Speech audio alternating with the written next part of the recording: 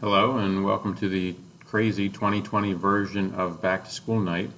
My name is Rich Harvey. Nice to meet you, and I am either your son or daughter's biology teacher. What you see on the screen right now represents our curriculum. We have 7 topics that are listed there. The first that we are involved with is scientific inquiry and biological organization, which I realize is a mouthful. But basically it's a hodgepodge of different things that really didn't fit anywhere else that we just kind of lumped together at the beginning of the course. So things like generic things like the scientific method, learning how to use a microscope, things like that.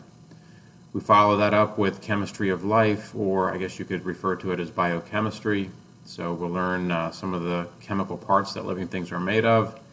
And then once we get through that, we really get into the heart of what this biology course is all about. Cells, for the most part, cells and cell processes, cell growth and reproduction is basically just cell division.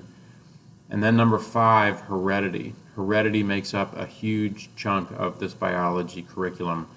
It is so big that we break it down into 2 smaller sections that we just refer to as heredity 1 and heredity 2. So we'll have 2 tests on genetics. Theory of evolution, and then ecosystems and their interactions. Now, a couple of notes about those last couple there. Ecosystems and their interactions is a topic that we just never get to. We run out of time, which is why that topic, despite being a biology topic, was actually taught during Earth Science last year. So although they're not going to get it this semester, I list it there as part of the biology curriculum, but they did in fact get that in Earth Science. Number 6 there, theory of evolution.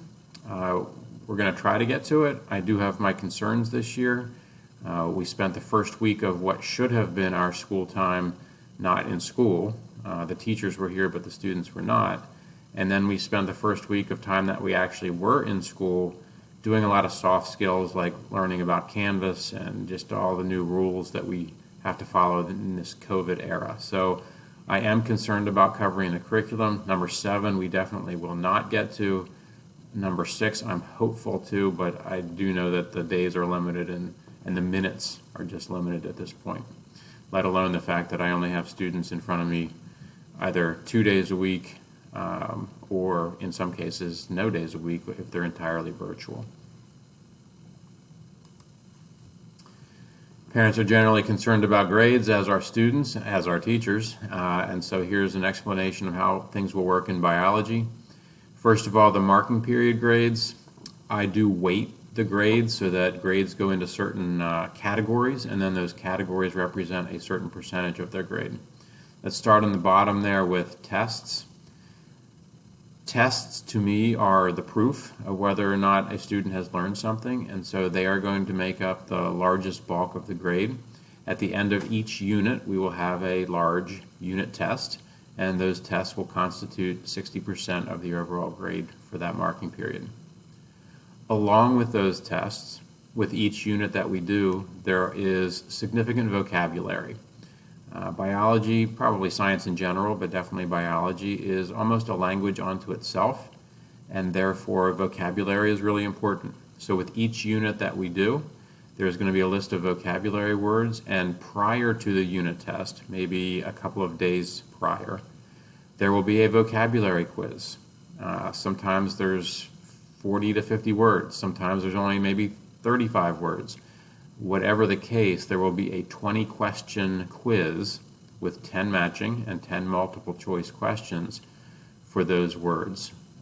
So the words will be randomly selected, and there will be a 20-question quiz on those words.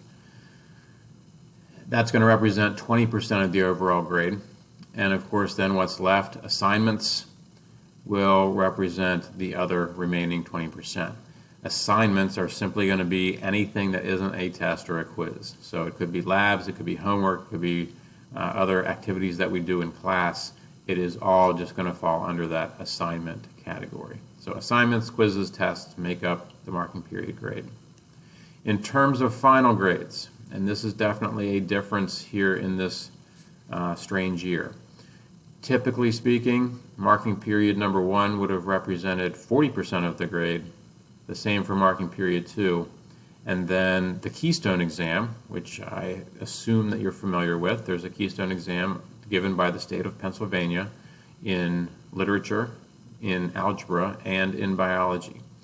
And so that serves as our final exam for the course, and typically that would have been worth 20% of the grade. As far as I know at this time, the Keystone exam is still in existence. The plan is still at this point that in January there will be a Keystone exam that your son or daughter will have to take. But we are not going to count that towards their grade for the course this year. Will the Keystone exam actually happen in January? Your guess is as good as mine at this point. I'm waiting to hear. We have not heard anything definitive as in terms of it being a definite or whether it might be canceled. I guess those are possibilities at this point, but we are not going to incorporate the Keystone exam into the final grade for the course. Some sources of information for you and your son or daughter. Our new, what is called learning management system is called Canvas. In the past it was It's Learning, and we got rid of that and are incorporating Canvas this year. Much of the first week, was spent learning about Canvas and getting comfortable with it.